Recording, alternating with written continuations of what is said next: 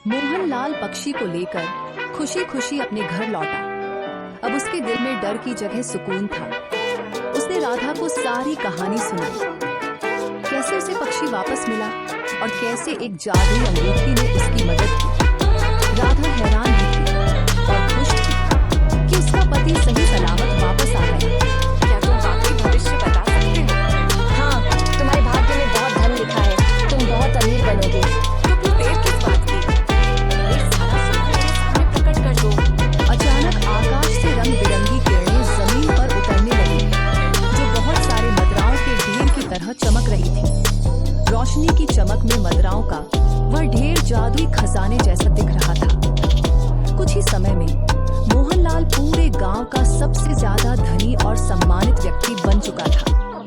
उसकी झोपड़ी अब एक सुंदर और प्यारा सा घर बन चुकी थी, जिसमें खुशहाली और शांति की रोशनी छाई हुई थी। एक दिन वह जादुई पक्षी उड़ता हुआ आ गया और मोहनलाल के कान में धीरे से कुछ कहने लगा। क्या कहा? राजा भीरू किशुनगर की सीमा में अपनी पूरी फौज के साथ घुस आया है।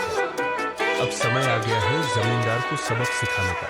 मोहनलाल ने गांव के एक आदमी को राज दरबार भेजा। जाओ, राजा विक्रम से कहो कि रामपुर गांव का सबसे अमीर व्यक्ति ने उन्हें निमंत्रण किया है और ये सारे सोने के पात्र भी तोहफे में दिए। सेवक राजा विक्रम के दरबार में पहुंचा और सोने के पात्रों से भरी थाली उनके सामने रखी। रामपुर गांव के सबसे धनवान व्यक्ति मोहनलाल ने आपको और मंत्री जी को आमंत्रित किया है। इतने सारे पात्र, हमने भी कभी इतनी बड़ी भीड़ नहीं देखी। महाराज, अब तो जाकर देखना ही पड़ेगा कि आखिर ये कौन है। राजा विक्रम मंत्री जगन्नाथ को साथ लेकर मोहनलाल के आलीशान घर पहुंच गया। उसकी आंखें हैरानी से चौड़ी हो गईं। मोहनलाल कुछ ही देर बाद अपनी पत्नी राधा के साथ वहां पहुंचा। अरे तुम तो वही किसान हो जो कुछ समय पहले मेरे पास न्याय मांगने आए थे। और उस समय आपने मुझे न्याय नहीं दिया था, मुझे सब कुछ याद है। लेकिन ये कैसे संभव हुआ? रातों रात तुम्हारे पास इतना धन कहाँ से आ गया? क्षमा कीजिए महाराज, यह मैं आपको चाहकर भी नहीं बता सकता। हमें यहाँ फिर बुलाया क्यों गया है? तुम्हारे पास अब इतना वैभव है कि अकेले ही 10 जमींदारों को सबक सिखा सकते हो। हाँ, मंत्री ठीक कह रहे हो। बताओ मोहनलाल, तुम्हारा मकसद क्या है?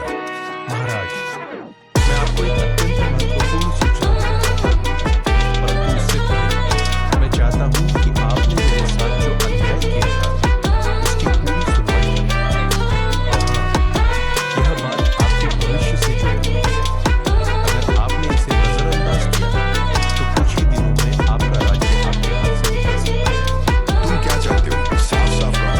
मैं चाहता हूं कि आप अब मेरे घर पर जमींदार बलराम मुखिए और बलिया को बुलाकर उनसे साफ साफ पूछें कि क्या मैंने वास्तव में अपना खेत बेचा था या नहीं।